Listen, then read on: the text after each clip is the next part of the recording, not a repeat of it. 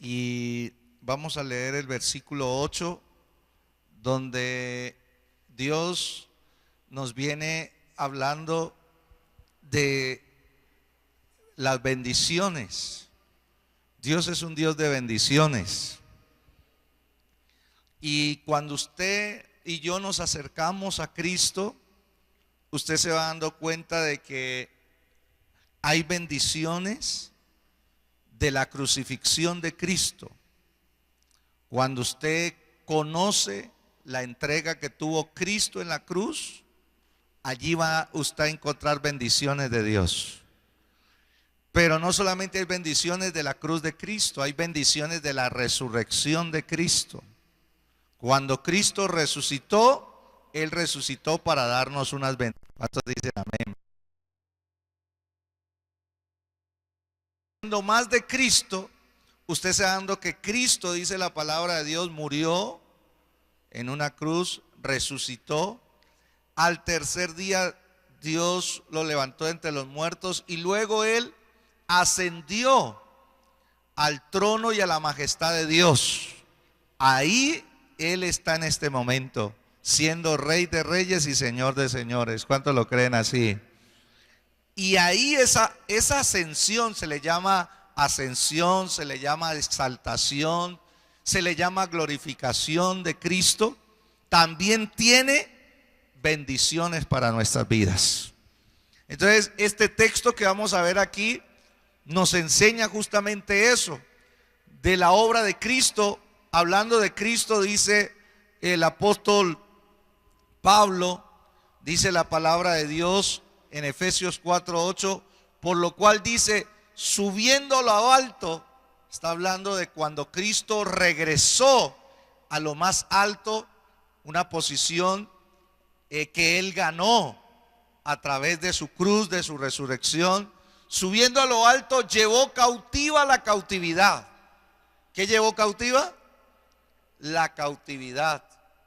¿Se acuerda que hablamos de este texto? Y luego dice, y dio dones. ¿Y dio dones a quiénes? Dones a los hombres. Dio regalos a los hombres, dice la palabra de Dios. De este texto ya hablamos una parte. Si Dios quiere, el domingo vamos a hablar la segunda parte. Este texto se refiere a la manera como los reyes salían a la batalla de sus palacios, y cuando los reyes dejaban el palacio, ellos iban a la batalla, y cuando llegaban a la batalla y triunfaban en esa batalla, ellos entonces tomaban prisioneros a aquellos reyes que los estaban combatiendo a ellos. Los vencían, los derrotaban, y luego ellos regresaban a su ciudad, regresaban a su palacio, y cuando regresaban entraban de una forma triunfal ahí a su palacio, y cuando llegaban ahí llevaban consigo a todos reyes enemigos, todos los reyes enemigos que les habían hecho frente. Ellos ahora los llevaban ahí cautivos, los llevaban vencidos, los llevaban derrotados, como el trofeo de los triunfos de esa batalla. ¿Cuántos dicen amén? Y esto habla de lo que Cristo hizo. Cristo, cuando asciende a los cielos, ya murió, ya resucitó. Ahora asciende a los cielos. Algo que usted y yo no sabíamos es que cuando Él asciende, Él lleva cautivo a los que nos esclavizaban. Él esclavizó a lo que le esclavizaba a todos los que creíamos en Él, o los que íbamos a creer en Él. ¿Quiénes eran ellos? El diablo, el mundo, el pecado y la muerte. Cristo los derrotó y los llevó cautivos, los llevó prisioneros, los llevó derrotados a presentarlos allá en el cielo celestial, y decir que todos aquellos que creemos en Cristo, su victoria es ahora nuestra victoria. ¿Cuántos dan aplausos a Dios por eso? A mí me llena de alegría saber de que la victoria de Cristo es nuestra victoria. Y luego de eso dice la Escritura que dio dones a los hombres. Esa, si Dios quiere, es la parte que vamos a tocar el domingo próximo. Hablar de los dones de Cristo para su iglesia. Pero luego dice el versículo 8, el versículo 9, perdón, dice, y eso de que subió, y eso de que Él subió a los cielos, dice, ¿qué es? Sino que también había descendido. ¿Había descendido qué? No me dejen solo, ¿había descendido qué? Primero, ¿a las qué? A las partes más bajas de la tierra. Cristo primero descendió a las partes más bajas ¿de dónde? De la tierra. Y luego el versículo 10 dice, el que descendió, hablando de Cristo, es el mismo que también subió por encima de todos los cielos. ¿De cuántos cielos? De todos los cielos, ¿para qué? Para llenarlo todo. Esa palabra llenar significa para controlarlo todo, para tener autoridad sobre todo. ¿Cuántos dicen amén? Entonces, hoy quiero hablarles un poco de estos dos textos, hablando del descenso de Cristo. El descenso de Cristo. Una de las cosas importantes que nosotros como creyentes debemos de saber es justamente esa, ¿cierto? El descenso de Cristo. ¿Qué nos enseña? La palabra de Dios nos enseña con el descenso. Dice la palabra, mire lo que dice. Cristo murió, resucitó y ascendió a los cielos. Y hoy está sentado en la majestad de Dios. Hoy está exaltado. ¿Cuántos lo creen así? Cristo está exaltado. Ahora bien, la palabra de Dios dice que, pero que antes de que Él hiciera eso, primero tuvo que descender, tuvo que bajar, ¿sí? Tuvo que declinar a las partes más bajas de la tierra. Y eso tiene una gran enseñanza para nuestras vidas. Primera de ellas, el descenso de Cristo nos enseña, primero que todo, ayúdeme, que el camino hacia la exaltación, según Dios, primero es hacia abajo. Antes de que Dios exalte a alguien, Dios primero lo que permite es que vaya hacia abajo. Dígame en algo. Cristo, antes de ser exaltado hasta lo sumo, primero descendió hasta lo sumo. El camino hacia la exaltación, según Dios y según el modelo de Dios, es un camino que primero es hacia abajo. Nosotros como creyentes debemos de saber esto. Y aquí es donde nosotros miramos lo siguiente: el nivel en que Dios quiere exaltar a alguien, levantarlo y darle gloria y darle autoridad, es proporcionar al nivel de humillación que esta persona tenga.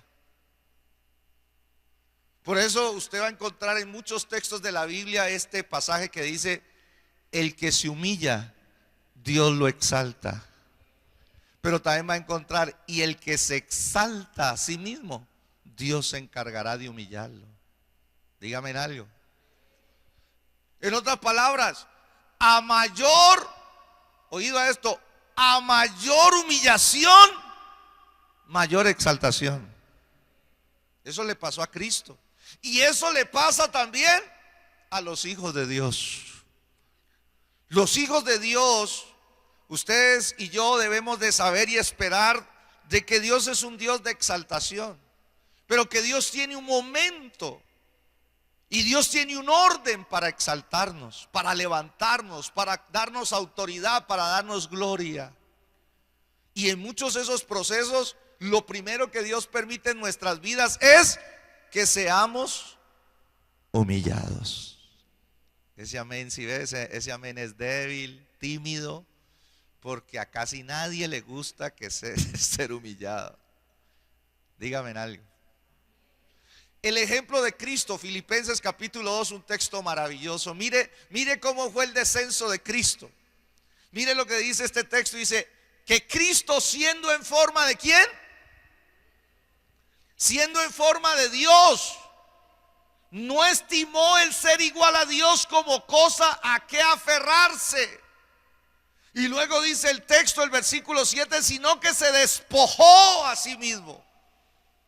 Oído a esto, Cristo existía en el cielo antes de venir en la persona de Jesús en el pesebre, antes de que Jesús se hiciera bebé y naciera en un pesebre. Cristo es Dios.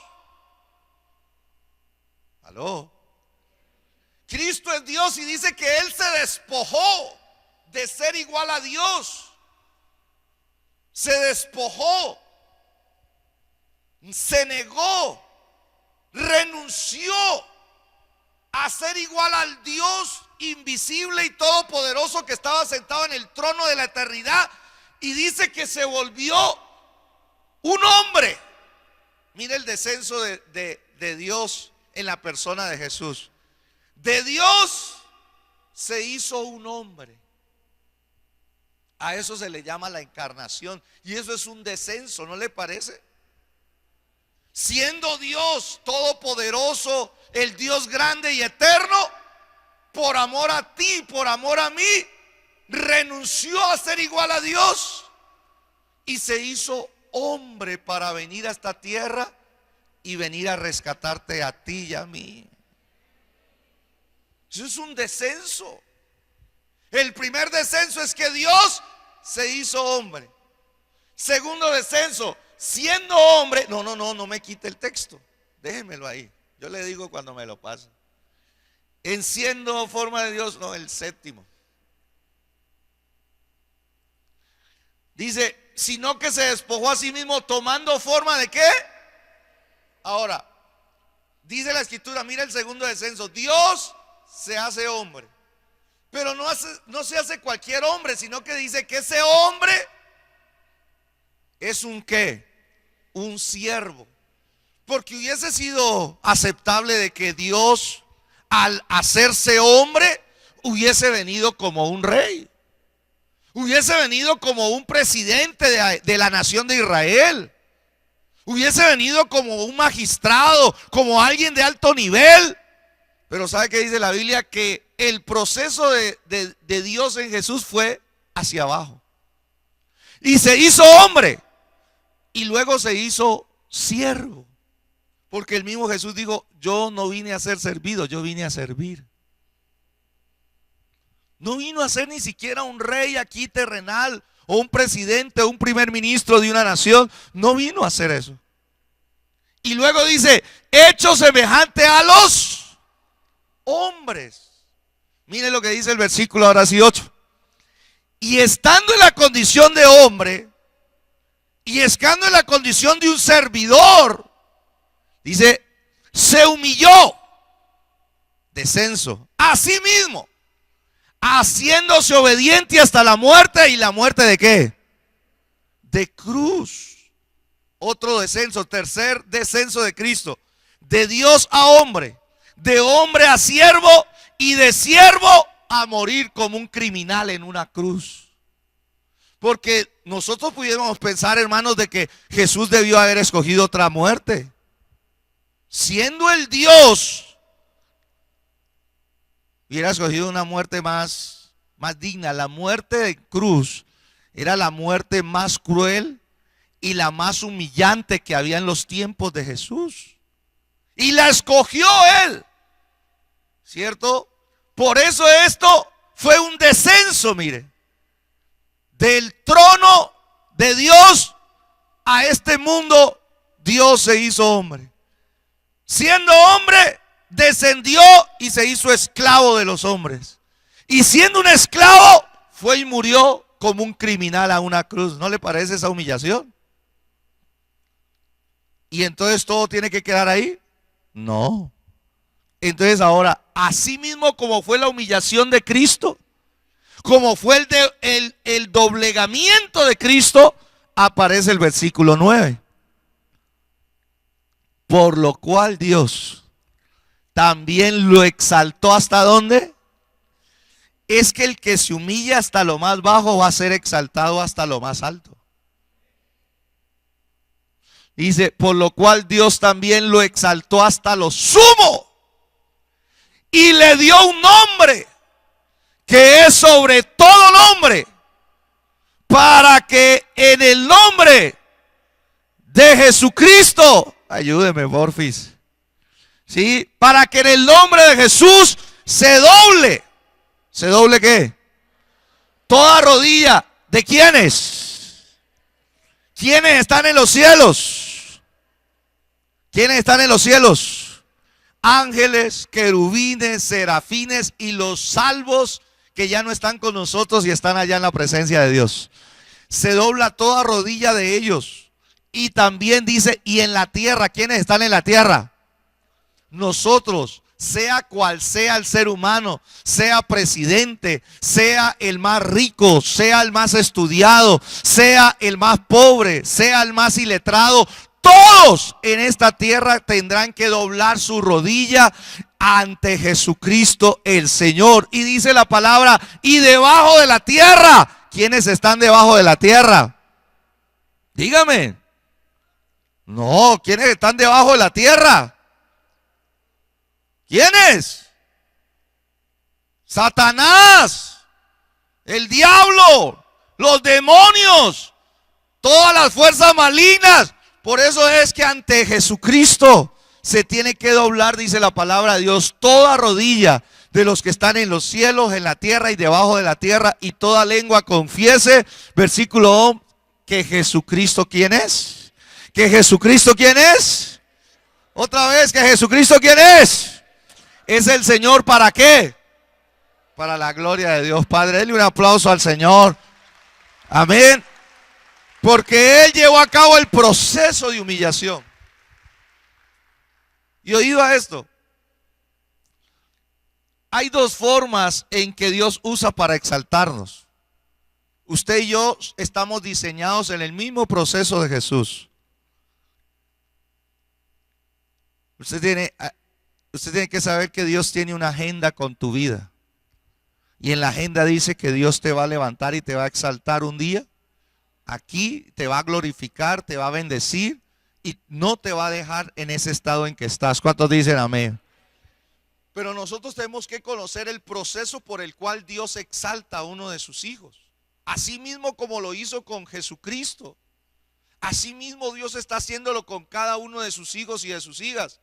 ¿Y cuáles son las dos herramientas o las dos formas que Dios usa para exaltarnos? Primera de Pedro 5, mire lo que dice la palabra de Dios en el versículo 5 y 6.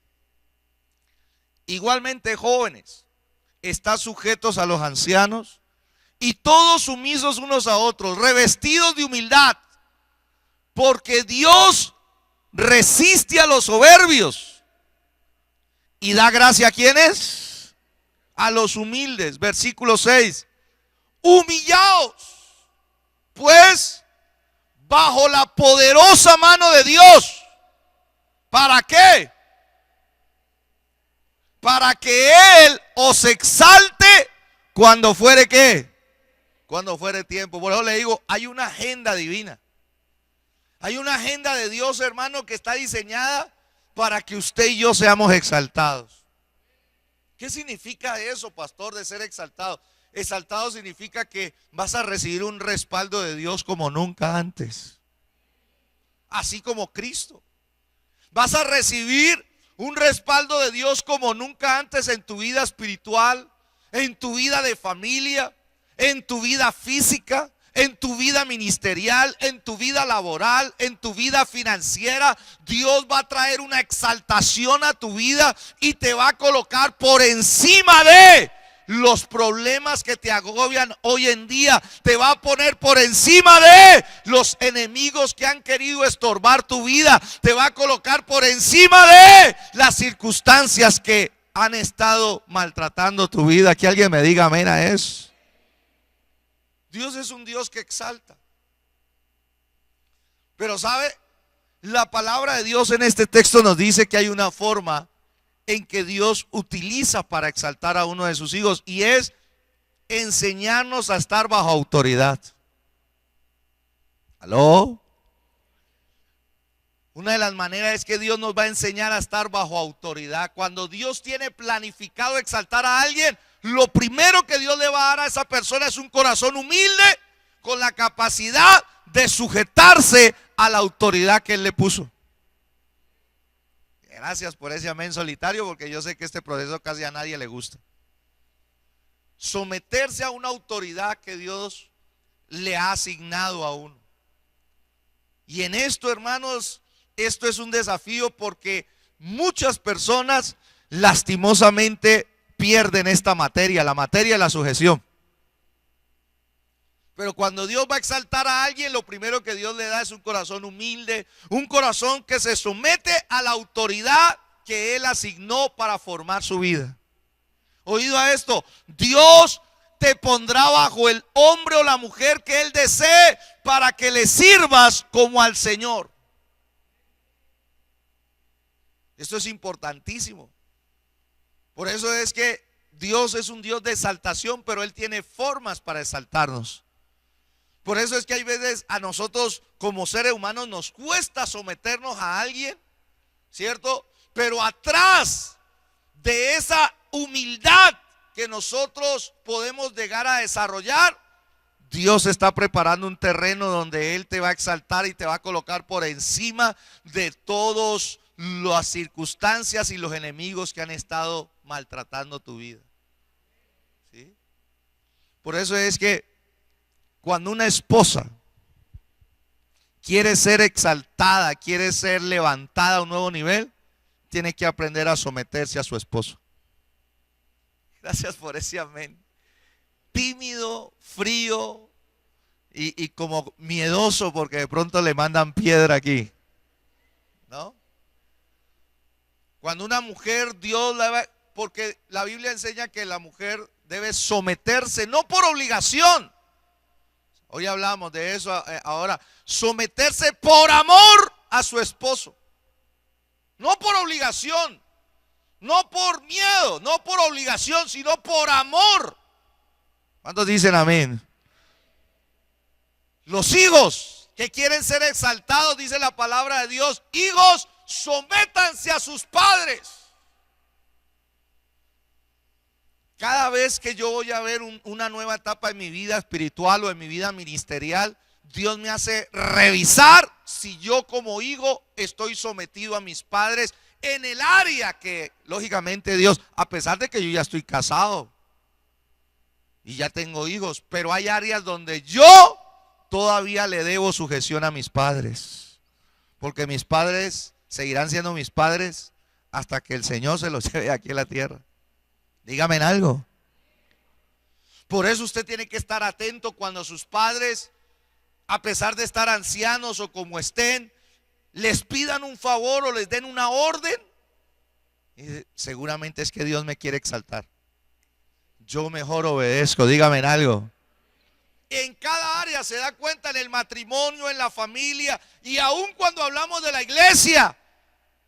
Y uno de tus líderes te dice, hermano, por favor haga esto, hermano, por favor la casa arréglela, hermano, por favor ore usted, hermano, por favor comparta la palabra usted, hermano, por favor presente el informe usted. Usted tiene que saber que ese proceso que se está llevando a cabo ahí en ese espacio es porque Dios ha agendado a su vida para exaltarlo. Si usted se sujeta, va a llegar un momento, hermano, donde la exaltación venga como un resultado de su sujeción. El que más se humille, más exaltado será. ¿Cuántos creen eso? Dele aplausos al Señor porque son principios de vida. Amén. Tercero, ser exaltado por Dios es muy diferente de autoexaltarse. Y hay que tener mucho cuidado con eso. ¿Por qué? Porque una cosa es que Dios lo exalte a uno y otra cosa es que uno busque en sus propias fuerzas y en sus propios medios ser exaltado y ser levantado con su propia fuerza y con sus propias, ¿cierto? Ay, pero yo me salté. No, esta otra parte no la puedo dejar así. Estoy hablando de las dos formas que Dios usa para exaltarnos. La primera, estar bajo autoridad. Y la segunda está en el Salmo 75. No, esta no la puedo perder porque esto explica algo más. Regresemos el cassette. Mire lo que dice el Salmo. Otra forma que Dios utiliza para exaltarnos. Porque ni de oriente, ni de occidente, ni del desierto viene el enaltecimiento o la exaltación. Dice el salmista, mas Dios, ¿qué es Dios? Mas Dios es el juez. Mire lo que dice aquí esta escritura. A este humilla y a aquel que. ¿En qué etapa está usted? Yo no lo sé. Pero lo que sí le quiero decir es que si usted es hijo de Dios, en algún momento Dios va a permitir que usted y yo seamos humillados. Pero después de la humillación, dice Dios, terminó el proceso de la humillación. Ahora, dice la escritura, entonces Dios también enaltece. Dios exalta. Dios levanta. Dios promociona. ¿Cuántos dicen amén? Dios es así. Y uno dice, Señor, ¿en qué etapa estoy? ¿No? Y luego miremos la forma en que Dios hace eso. Dice, porque el cáliz, mire lo que dice aquí, porque el cáliz está en la mano del Señor. ¿Qué es un cáliz? Una copa. Dice la palabra, porque el cáliz está en la mano del Señor. Una copa. ¿Y qué hay en esa copa? Dice, y el vino está fermentado, lleno de místura. Y mire lo que dice, y él derrama del mismo, hasta el fondo lo apurarán y lo beberán todos los impíos de la tierra. Le traduzco este texto. Dice la palabra de Dios que Dios humilla y Dios exalta.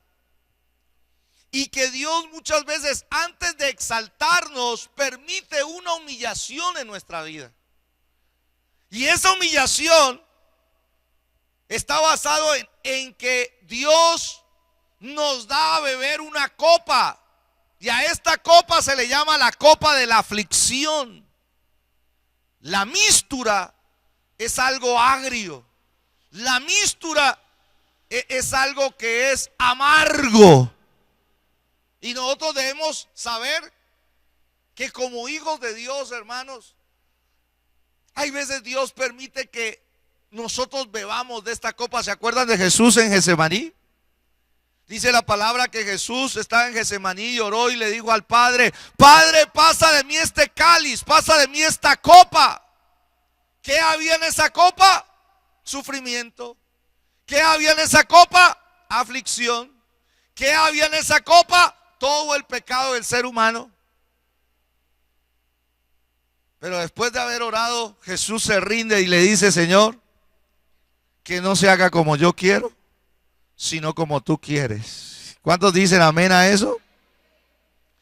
¿Qué hacemos nosotros cuando estamos en aflicción? ¿Sabían de que a nosotros también se nos da a beber la copa del sufrimiento? También se nos da a beber la copa de la aflicción. También se nos da a beber la copa que no queremos tomar. Nosotros no queremos sino una vida en lo posible cómoda, en lo posible que todo esté arreglado, en lo posible feliz, en lo posible. Pero cuando Dios tiene una agenda para exaltarnos, oído a eso, cuando Dios quiere exaltarte, puede ser que permita que tú recibas un poco de la copa de la aflicción. Porque las aflicciones nos humillan. Dígame en algo. Yo no sé si a usted le ha pasado, pero a mí me ha pasado y varias veces. Yo le hablaba ahora conversando, le decía, a mí me han pasado varias aflicciones que me han humillado. Me han hecho bajar, como dice por ahí, lo que me quedaba de copete. Me ha tocado humillarme ante la presencia de Dios y me ha tocado humillarme y decirle: Señor, no quiero más esta aflicción, pero que no se haga como yo quiero, sino como tú quieres. Porque hay veces, si nosotros no tomamos la copa de la aflicción, entonces no se cumplen los propósitos de Dios en nuestro corazón. Entonces no se cumplirían los planes de Dios en nuestras vidas y tampoco calificaríamos para la exaltación que Él tiene preparada. Y la copa de la aflicción es comístura, es fermentada, ¿sí? Y lo hace llorar, y es amarga, y es incómoda. Y ahí, cuando pasamos por esos momentos, ¿qué es lo mejor? Humillarnos ante el Señor. Entonces mi pregunta en esta noche es, esa copa, la copa de la aflicción, ¿cómo ha venido a nuestras vidas y cómo tú estás reaccionando ante ella? ¿Estás cerrando la boca? No, yo no quiero eso. No. O como cualquier otro creyente que ha aprendido y entiende que antes de la exaltación viene la humillación. Yo tengo que ser consciente de eso. Por eso van a venir de pronto una crisis. Va a venir una crisis en la familia, de pronto va a venir una crisis en el matrimonio, va a venir una crisis con uno de los hijos, va a venir una crisis en la salud, va a venir una crisis financiera, y nos toca tomar un poco de eso. Y nosotros entonces, ¿cómo reaccionemos? Señor, ¿me humillo o me vuelvo un soberbio? Cuando viene la copa de la aflicción, puede hacer dos cosas en nuestras vidas: o nos volvemos más orgullosos, o nos humillamos ante Dios y le decimos: Señor, ¿sabe qué? Con usted nadie se pelea. Yo me rindo.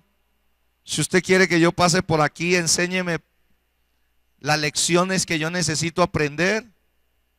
Señor, yo me bajo, yo menguo para que usted crezca. ¿Cuántos dicen amén? Y cuando eso sucede, entonces la palabra de Dios está lista para nuestras vidas. Él va a usar estas formas y yo tengo que estar atento. ¿Por qué? Porque cada vez que viene una humillación y yo respondo correctamente a ella, entonces prepárate, iglesia, porque viene una exaltación donde Dios mismo se va a encargar de colocarte por encima de las aflicciones, por encima de la enfermedad, por encima de las necesidades financieras, por encima de todo lo que te agobiaba. Ahora Dios te va a dar la autoridad y te va a dar el respaldo para estar por encima de ellos, para que tú seas un testimonio de su gracia. ¿Cuántos dicen amén a eso? Dele aplausos al Señor. Aunque es un proceso difícil, Dios tiene el control de él. ¿Cuántos dicen amén? ¿Cuántos dicen amén? Pasemos al otro. Voy a dejar ese para. Segundo, ¿qué nos enseña el descenso de Cristo? Vamos a la otra parte. Oído a esto. El descenso de Cristo, de Dios hecho hombre, de hombre se hizo siervo, de siervo murió como un criminal. Ese es un descenso terrible. ¿Qué nos enseña ese descenso? Primero vino el descenso, pero luego vino la exaltación. ¿Y qué nos enseña este descenso? Que para obtener las bendiciones, oído, es necesario aprender a batallar en las partes más bajas. La palabra de Dios dice que Jesús llegó a las partes más bajas de la tierra. Le voy a correr aquí el velo. Se necesita fe para lo que usted va a escuchar. ¿Cuántos dicen amén? Oído a esto. Para ascender al cielo, Cristo, Él también pasó por el territorio de sus enemigos y anunció su triunfo sobre ellos. Por favor, atiéndame que esto es historia. Cuando Cristo muere en la cruz, su cuerpo está muerto, porque Él murió, efectivamente murió, el cuerpo de Jesús murió. Pero su espíritu y su alma están vivos. ¿Aló? Y entre la muerte de Cristo y su resurrección, ¿cuántos días había? 3 días. ¿Qué pasó en esos 3 días con el espíritu y el alma de nuestro Señor Jesucristo? Primera de Pedro 3, 18 al 19 nos dice qué pasó en ese paréntesis de esos 3 días. Dice, porque también Cristo padeció una sola vez por los pecados, el justo por los injustos, para llevarnos ¿a quién? Mira, aquí hay un propósito, para llevarnos a Dios. Él llevó cautiva la cautividad. A él le tocó que ir a las partes más bajas de la tierra. Y ahorita vamos a ver cuáles son esas partes. El infierno, el Seol, el infierno. Le tocó que ir allá. Cuando él estuvo muerto, su cuerpo estaba acá en la tumba. Su espíritu y su alma en esos 3 días estaban trabajando allá en las partes más bajas de la tierra. Y dice, siendo a la verdad muerto en la carne. Su cuerpo estaba muerto en verdad, pero vivificado en espíritu. Su espíritu y su alma estaban completamente vivos, así como le pasa a cualquier ser humano. Esta es una de las grandes revelaciones que nos da las Sagradas Escrituras. Tú tienes espíritu, alma y cuerpo. Y cuando un ser humano muere, su cuerpo queda muerto, pero su alma está viva. Y cuando ella sale, entonces, dependiendo de la decisión que él haya tomado cuando estaba en su cuerpo aquí en la tierra, su alma se va o para el cielo o para el infierno. Entonces esto es lo que está diciendo, muerto en la carne. Claro, su cuerpo estaba muerto, estaba en una tumba así. Pero mientras eso pasaba con su cuerpo, dice, su espíritu, su alma estaban vivos. ¿Y qué hizo? Versículo 19 dice, en el cual también fue y predicó. ¿Y predicó a dónde? A los espíritus encarcelados. Pero necesita usted fe para creer esto. Una vez que el cuerpo de Jesús lo dejan en la tumba, su espíritu y su alma descienden a las partes más bajas de la tierra, al infierno. ¿Sabe qué hay en el infierno? Espíritus encarcelados. ¿Sabe qué hay en el infierno? Demonios. ¿Sabe qué hay en el infierno? Está el trono de Satanás. ¿Sabe qué hay en el infierno? Todas las personas que decidieron rechazar a Cristo como Señor y Salvador. Hay veces, hay personas que me dicen, ¿y vos crees eso? Y hay personas que se atreven y me dicen, ¿qué tal que vos te murás un día para darte cuenta de que eso no es cierto? Yo le dije, pues habré vivido bajo los principios de Dios aquí en la tierra, que son los mejores para vivir una mejor calidad de vida, y nada habré perdido. Entonces yo le regreso la pregunta a aquel que me dijo, ¿y qué tal que vos te murás y no hayas rechazado a Cristo y no quisiste venir a Cristo y murás para darte cuenta de que esto existe en realidad? ¿Será demasiado? ¿Será demasiado? Será demasiado tarde. Allá ya no hay oportunidad. La oportunidad está aquí y ahora. ¿Cuántos dicen amén?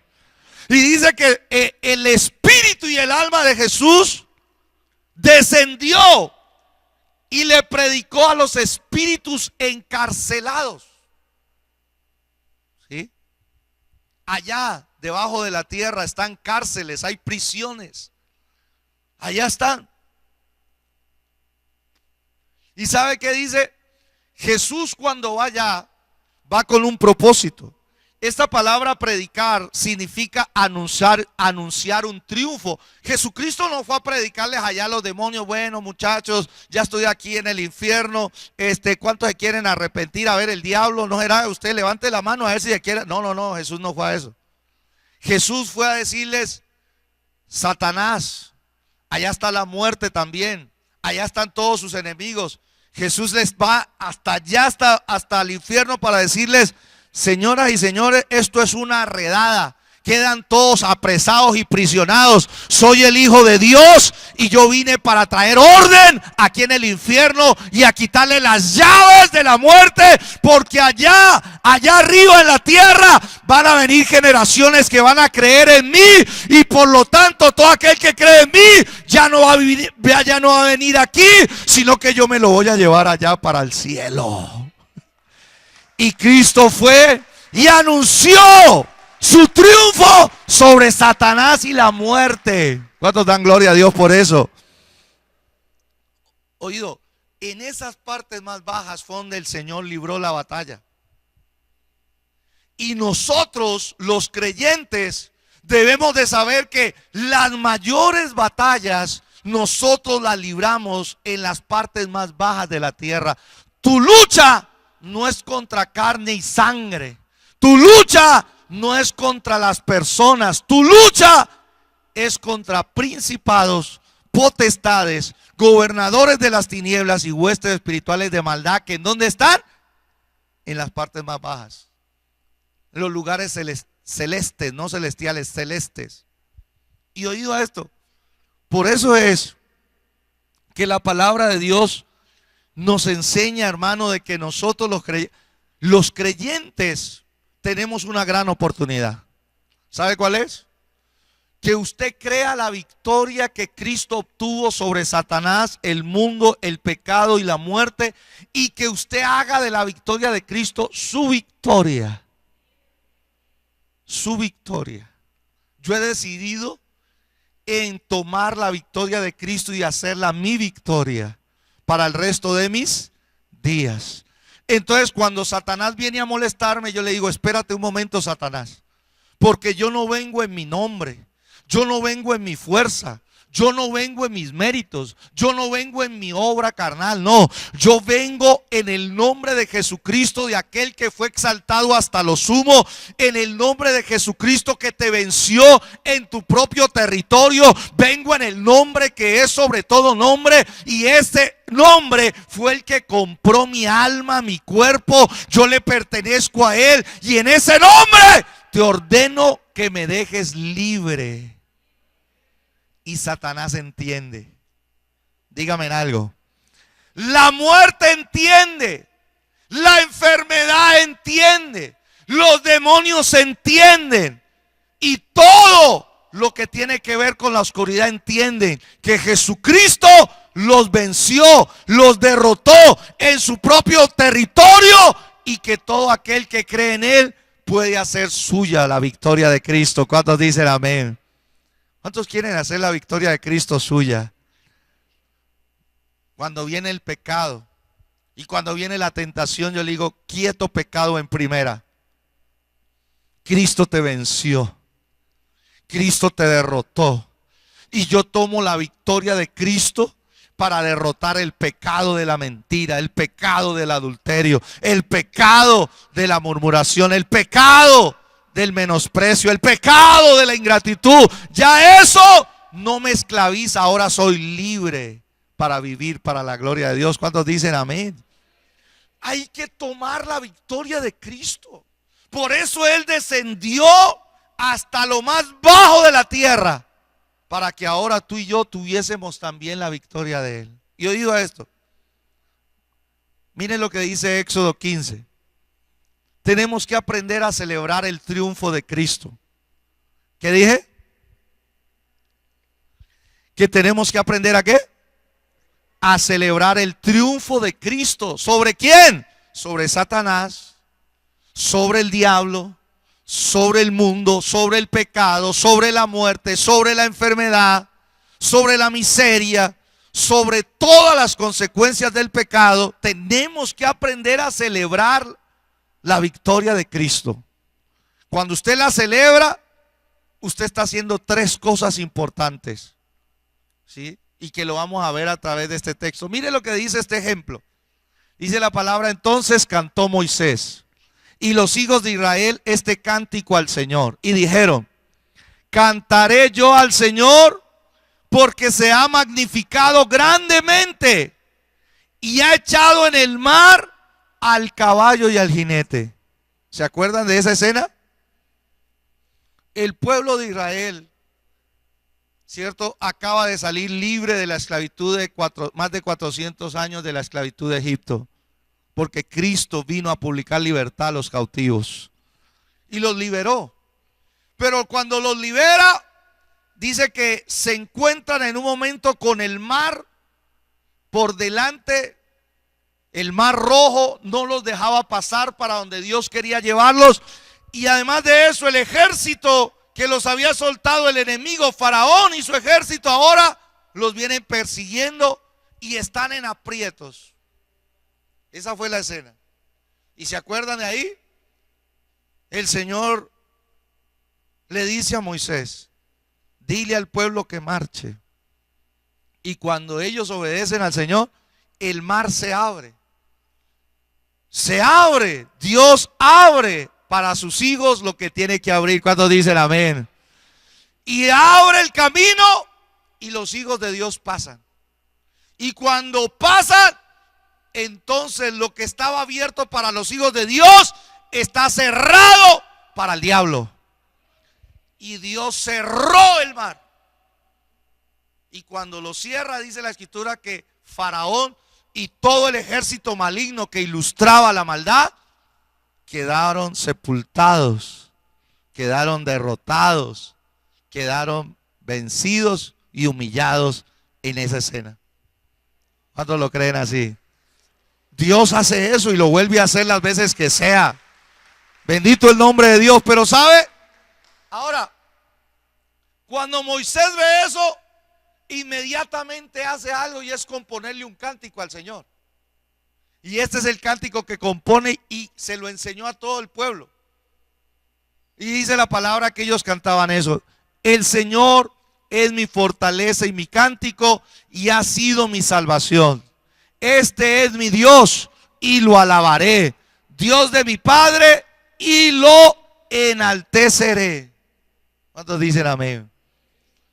Nosotros tenemos que aprender a celebrar los triunfos de Dios sobre el enemigo.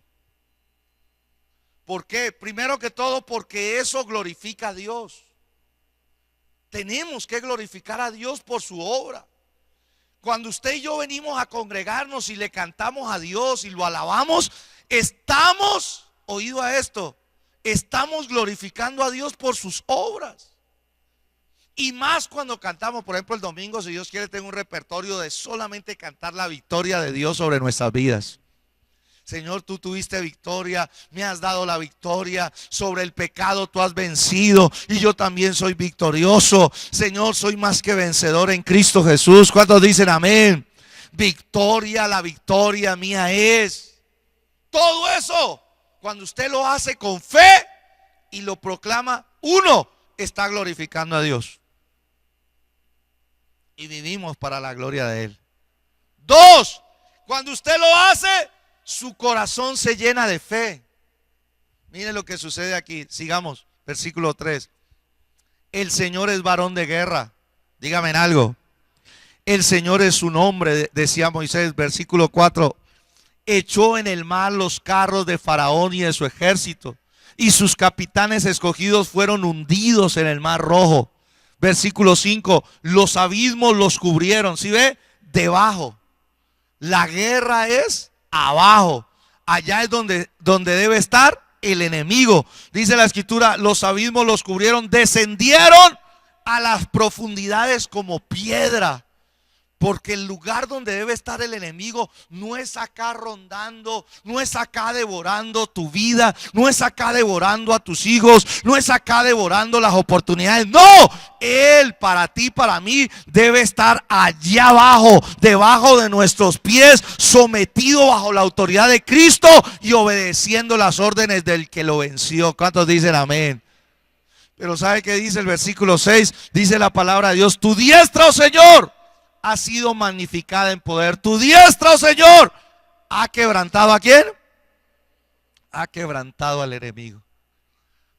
Yo quiero que hoy usted se levante con una voz y usted proclame estas palabras: Señor, tú eres el que ha quebrantado al enemigo. Tú has venido a publicar libertad a los cautivos. Yo no acepto más la cautividad en mi casa. No acepto más la cautividad en mis hijos. No acepto más la esclavitud, ni en sus corazones, ni en sus mentes, ni en sus almas, ni en sus cuerpos. No acepto la esclavitud en sus destinos, porque tú viniste a publicar libertad a los cautivos. Yo proclamo libertad sobre toda esclavitud en mi vida y en mi casa. ¿Cuántos dicen amén? Si usted lo hace con fe, va a haber milagros de Dios. Si usted lo hace con convicción, usted va a ver resultados de Dios. Si usted lo hace con convicción, usted va a ver que Dios va a obrar a su favor. ¿Cuántos dicen amén? Cuando nosotros celebramos el triunfo de Cristo, glorificamos a Dios, nos llenamos de fe, pero ¿sabe qué más? Le recordamos al diablo que está derrotado. ¿Sabe que hay veces al diablo, hermano, no le gusta reconocer ni que le recuerden de que Cristo descendió hasta las partes más bajas? ¿Para qué? Para destruirlo. Dice la escritura: Jesucristo participó de carne humana para destruir por medio de su muerte al que tenía el imperio de la muerte. Eso es al diablo. ¿Cuándo pasó eso? En esos 3 días, cuando el cuerpo de Jesús estuvo en una tumba y el espíritu y el alma de Jesús descendieron al infierno, y ahí Él lo derrotó. ¿Para qué? Para que al tercer día Él resucitara entre los muertos, y luego de 40 días de estarles hablando del reino de Dios a sus discípulos, ascendió a los cielos para sentarse a la majestad del Padre, con toda autoridad y soberanía para aquellos que creemos en Él. ¿Cuántos dicen amén? Finalmente, versículo 9 y 10, dice la palabra de Dios lo siguiente en este texto. Dice: el enemigo dijo, mire lo que dijo el enemigo. El enemigo puede hacer lo que quiera, él puede decirlo, puede intentarlo, pero ya es cosa suya si lo deja. Aló. Mire lo que dijo el enemigo. El enemigo dijo: perseguiré, lo apresaré, repartiré despojos, mi alma se saciará de ellos, sacaré mi espada y los destruirá mi mano. Mire el plan del enemigo. Y usted tiene que saber que el enemigo planea eso todos los días, en contra tuya, en contra de tu familia, en contra de las personas que amamos. Todos los días él sale con esta intención. El enemigo piensa y dice: hoy voy a perseguir, voy a apresar a alguien, voy a quitarle sus pertenencias, voy a quitarle a su esposo, voy a quitarle a sus hijos, voy a quitarle su salud, voy a quitarle oportunidades, voy a quitarle mi alma, dice él, se saciará de ellos, sacaré mi espada y los destruirá mi mano. Eso dice él. Pero ¿qué dice Dios? Y ahí es donde está nuestra batalla de la fe. Versículo siguiente. Dios dice: espérate un momento. Dice que Dios soplaste con tu viento. Porque recuerde que él está redactando lo que el faraón estaba planificando. El enemigo dijo: voy a perseguirlos, voy a volverlos a alcanzar, voy a volverlos otra vez a volverlos esclavos, voy a volverlos a Egipto, voy a volverlos a su antigua manera de vivir. Eso lo estaba diciendo Faraón, ¿se acuerda? Porque él los había dejado ir al pueblo de Israel. Yo los voy a perseguir, les voy a quitar todas las riquezas que les di y los voy a volver a esclavizar. Pero ¿sabe qué hizo Dios? Dios sopló con su viento, el viento del Espíritu Santo.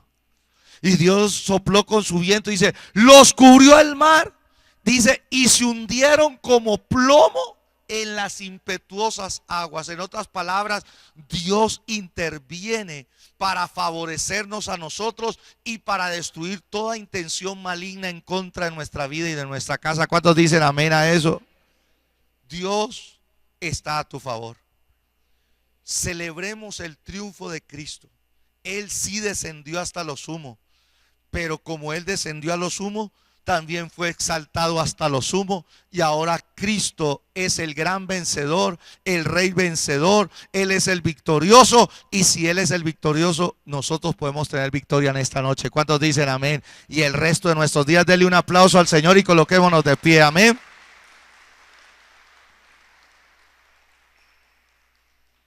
¿Oído a eso?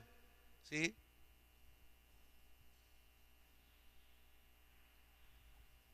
Qué maravilloso es el Señor, hermano. Cada vez que a mí me llena el corazón de gratitud y de gozo al saber lo que hizo el Señor por amor a nosotros. Se despojó, dejó de ser igual a Dios y se hizo un hombre. Y vino a caminar acá en la persona de Jesús, en un pesebre, en un pueblo llamado Belén, luego en Nazaret,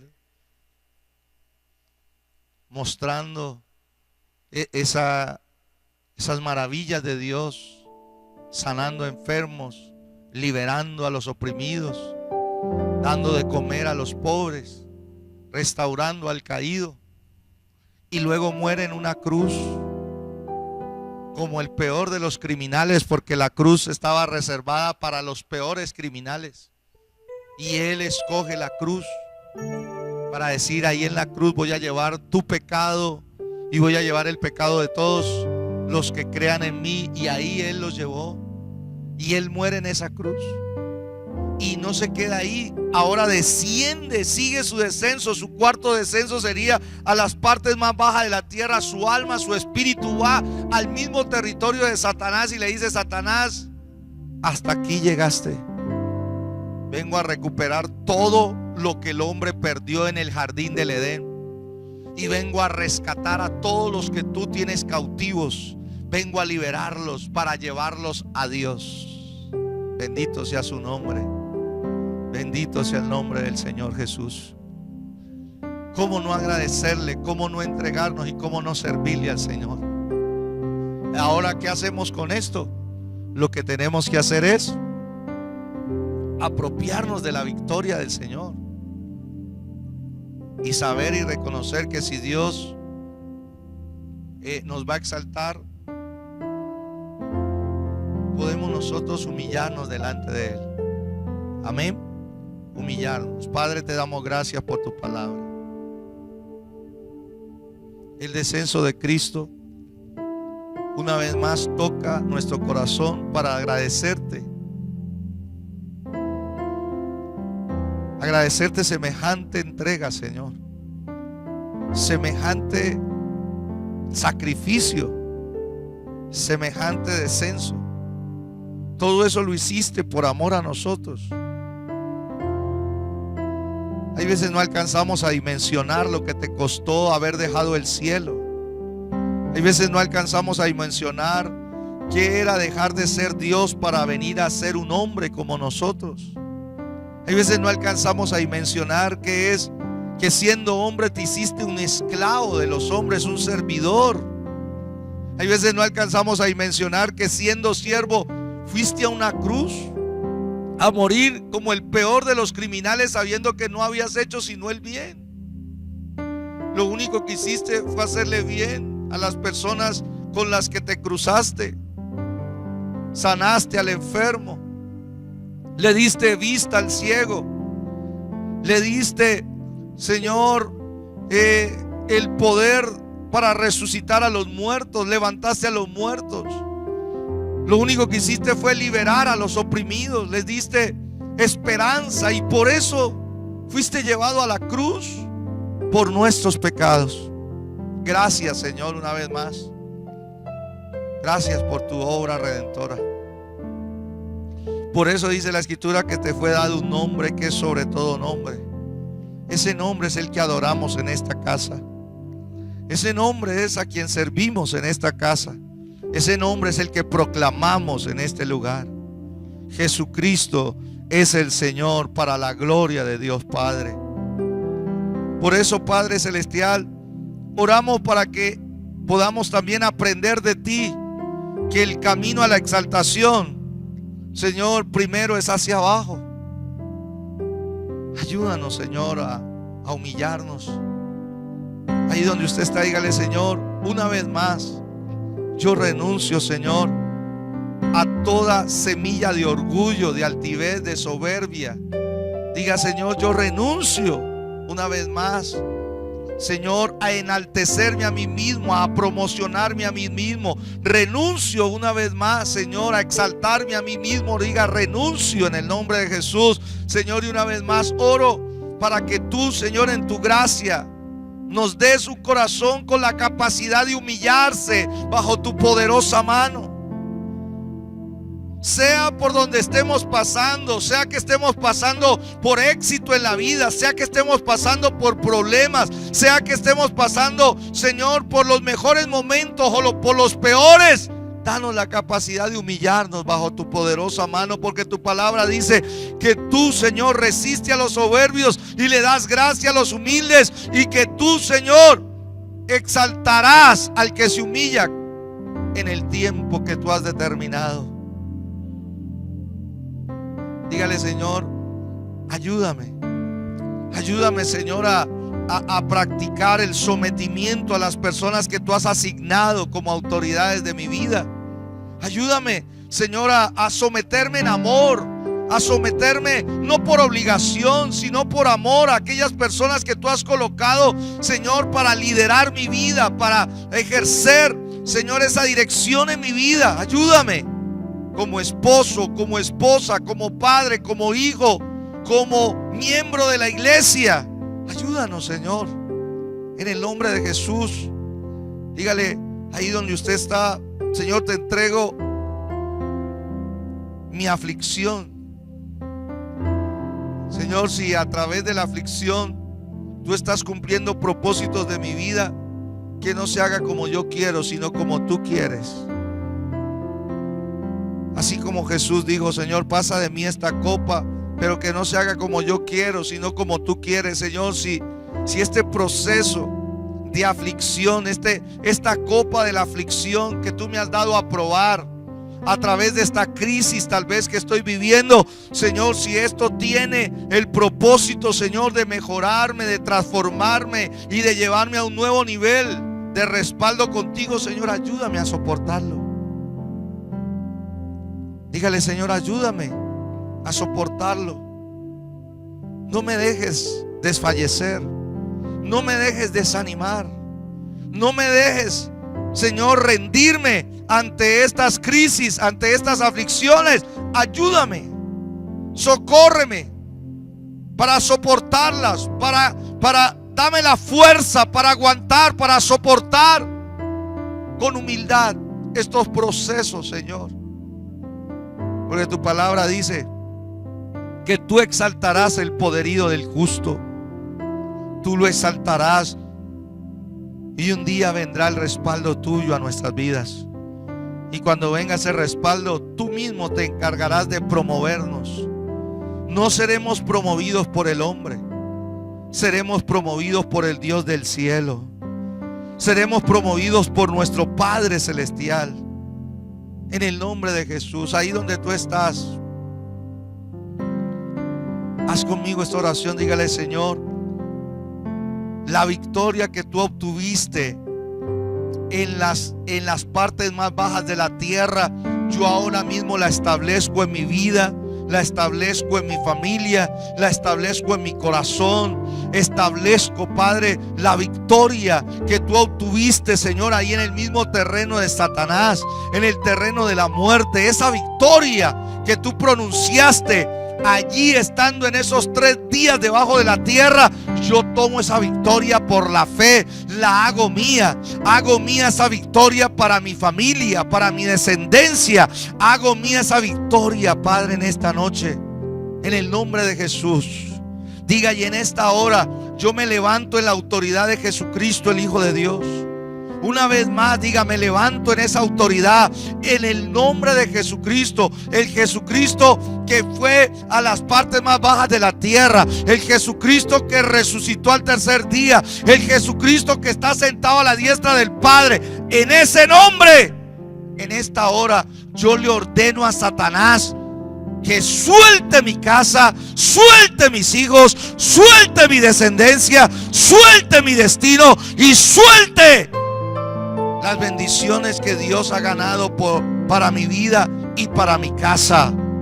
Digan esta hora: en el nombre de Jesucristo, en esta hora establezco que Jesucristo, su victoria sobre el diablo es mi victoria.